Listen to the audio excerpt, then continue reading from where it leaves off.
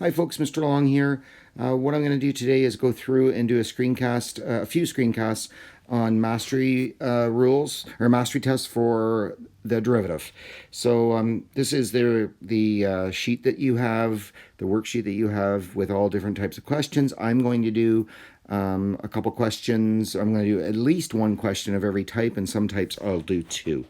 Okay, so I'm going to go through this. Right now, what I'm going to deal with first is the types where you have to use the power rule. Okay, so we're going to work through with the power rule first. So here we go. The first thing that we're going to look at is power rule with minor simplifying. So the actual question is right here. And the question is, I'll highlight this. There's the question. So d by dx, 5x cubed plus 7x minus pi squared plus 7 minus 8 times the fourth root of x to the fifth minus 5 over x squared. Okay, d by dx right here means, it means take the derivative even though you haven't taken it yet. Or you haven't taken the derivative yet, but you're supposed to. Okay, so first thing we're going to do is, let's get this derivative here, 5x cubed. So the derivative of 5x cubed is 3 times 5. It's a power rule, it's 15. Reduce the exponent by 1, 15x squared. Then we have to do the derivative of 7x. And if you had the straight line 7x, the slope of 7x would be 7. Then we do the derivative of these two, pi squared and 7. They're both constants. The graph, pi squared, is a straight line, horizontal line around y equals, 9.5. And then you have the straight line of 7, and the rates of change of any horizontal line is 0. So there is no derivative. Now this is a tricky one in that you see a 7 there, and then there's that 7 over there. So you have to be careful which one you get the 7 out of, the answer of 7 out of. Okay, then we're working on the next ones now. So we're going to move over to this one here first. 8 times by the fourth root of x to the fifth. Now this is, if you notice here, what I did is I did the minus 8 right here. I left the minus 8 outside the derivative, because whether you do the derivative of 8 times by the fourth root of x to the fifth or 8 derivatives of the fourth root of x to the fifth, doesn't matter, it's the same thing. And I think it's often easier just to do 8 derivatives of the fourth root of x to the fifth. So I leave the d by dx in here. Why do I do that? Because I need to do algebraic simplification before I take the derivative. I have to put it in a form that I can use the power rule. Right there, there's the form I can use the power rule. I need to put in a fractional exponent. So it becomes 5 over 4. Similarly, but not quite the same, I need to take any exponents that appear in the denominator and bring them up to the numerator and rewrite them as negative exponents. Okay, so you have to write it in the form of a times b to the x. So we do that. We bring the x up to the top, and then that you represent repeated division with negative exponents. Okay, so now I can actually take the derivative. So first things first, I have the same thing from the previous step, 15x squared plus 7. And now I differentiate x to the 5 over 4. So I'll put a circle around that. Now I'm differentiating x to the 5 over 4. And so what I'm doing here is, you know what? I've just realized I made a mistake here. There should have been a bracket around there, and then minus d by dx of that. Whoops. Okay. I ended up getting the right answer, but it wasn't correct there in terms of the brackets. Okay, so now I need to do the derivative of this. So derivative of x to the 5 over 4 is 5 over 4. So I multiply by the exponent. I've still got that minus 8 there, and then I have to reduce the exponent by 1. 5 over 4 minus 4 over 4 is 1 over 4. And you can see that down here below.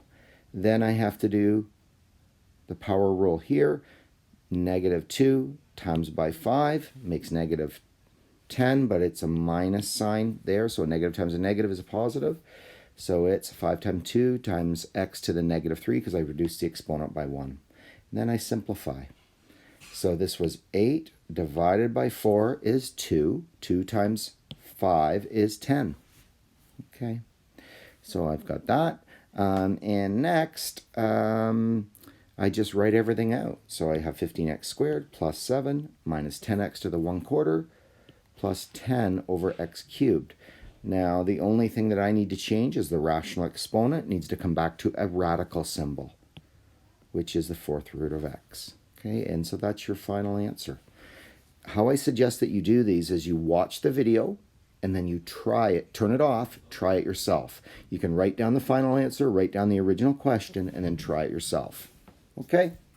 All right, let's move on. So the second one we're going to do with the power rule involves what's called dividing out. Okay, so we're going to divide things out. It's all about simplifying first and then applying the power rule. So we've got two fractions here that we're going to work with. Here's the first fraction that we want to get the derivative of, and here's the second fraction we want to get the derivative of. So we always look for things that we can do in terms of dividing out, factoring, etc. So I'm just going to write this up here, and I'm going to suggest that really what we need to do is x to the 1/3. We change this cube root of x to the 1/3. I divide that by x squared, and then I'm going to subtract 5x to the 4th all over x squared. Okay, so that's the simplifying. That's not calculus, that's simplifying.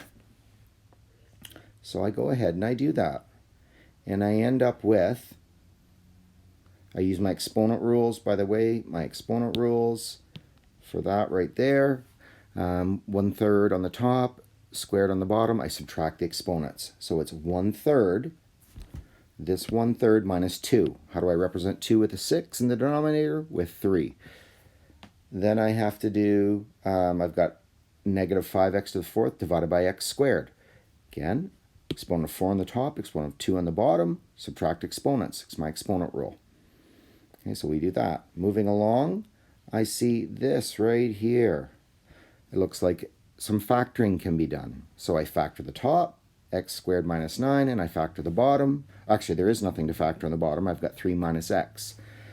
So now we're into the next line. Let's do some simplifying. So I'm at this line here now. Okay, so I have 1/3 minus 6/3, which gives me negative 5/3. I have 4 minus 2, which gives me 2. And then I do my simplifying here. So what simplifying do I need to do here? Well, 3 minus x and x minus 3 divide out, but I add in a negative 1 because I'm dividing out opposites. X minus 3 over 3 minus x is negative 1. So that's why I added a negative 1 there. And it didn't look like negative 1, did it? So I have to add in a negative 1. So I'm multiplying that by negative 1. So really I've got two negatives, which makes a positive. So all that I'm left with then is that positive, and then I have x plus 3 left. X plus 3 here. Okay, so now I've done my differentiating. That's all differentiated. Now it's just simplifying. If I look at that exponent, I had to take, oh sorry, I haven't actually done, no, I haven't done my differentiating yet. Sorry, it's all simplified. I haven't differentiated yet. So now I want to differentiate. So now I've got x to the negative 5 over 3, which I have to reduce by 1, which is going to be negative 5 over 3 minus 3 over 3. I also multiply by the original exponent, negative 5 over 3. Then I have to do the derivative of 5x squared, and that derivative is the 10x with the minus sign. Then I have to do the derivative of x plus 3. Straight line x plus 3 has a slope of 1. Okay, finally, I need to start doing some simplifying. The negative 10x plus 1 is fully simplified already.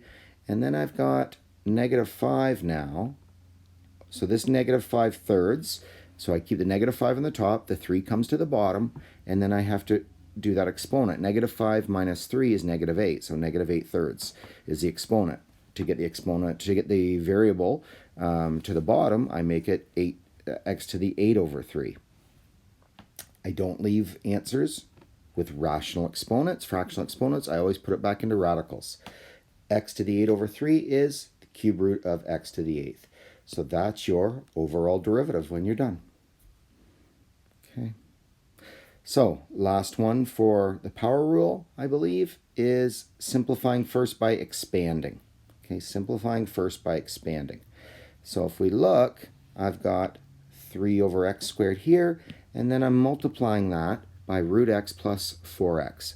We could do the product rule here, but sometimes it's quite a bit easier just to expand through. So I'm just going to multiply those two terms and those two terms. Now this is a little more challenging because we've got exponents in a denominator. We've got a variable in the denominator. We've got roots. So what we want to do is put everything in a rational exponent form, okay, or else a negative exponent form. So I rewrite 3 over x to the 4th as 3 times x to the negative 4, and then I multiply that by root x. Root x is x to the 1/2. Then what I'm doing is I'm multiplying this 3 over x squared, and I'm multiplying it by 4x. Okay, so 3 over x to the 4th times 4x. Well, that 3 times that 4 is 12. And then I've got x to the negative 4 times by x to the 1. Back to exponent rules, right? I'm still simplifying. So I add exponents. So I rewrite x to the negative 4 in terms of halves, because I'm going to have to add negative 4 and 1/2. So negative 4 is negative 8 divided by 2 plus this 1/2. Then I've got negative 4 plus 1, which makes negative 3, okay, with the 12 out front.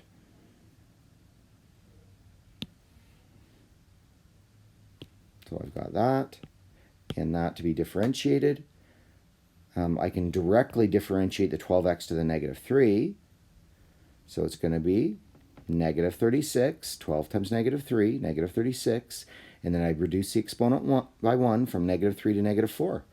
I'm not going to write x to the negative 4 in my final answer. I'm going to put it over x to the 4th. As a final couple steps now, I still had one more bit of simplifying to do because I needed to add together the negative 8 over 2 plus 1/2, which works out to negative 7/2. Okay, so I have 3x to the negative 7 over 2, which I need to differentiate because I haven't done that yet. It's still d by dx. Notice as soon as I differentiate, I get rid of the d by dx. So I've differentiated this part over here.